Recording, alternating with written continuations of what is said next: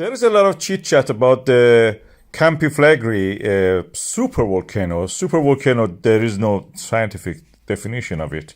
There is a lot of volcanoes around the world. A few of them is out of the Ring of Fire.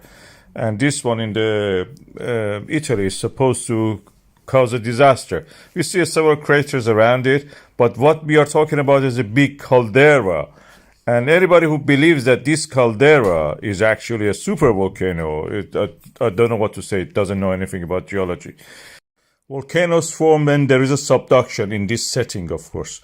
The distance and the geometry of the subduction determines how far away from the subduction zone you will have the volcano. So in this case, we have the Africa undergoing subduction under the Eurasian plate and creating these volcanoes dotted all over the place.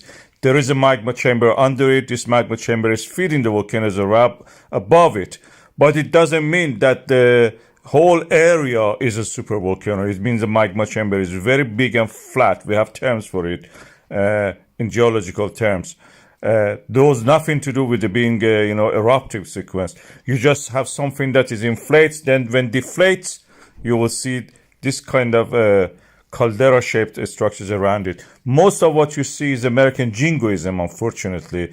And unfortunately, this is leading, to some belief in the people. American way of life, it seems that believes that every weekend for the Monday, the world must end because nobody wants to go to work. So they have this apocalyptic waiting all the time for them to happen. They wish something to happen, probably finish their misery of the life. I don't understand this.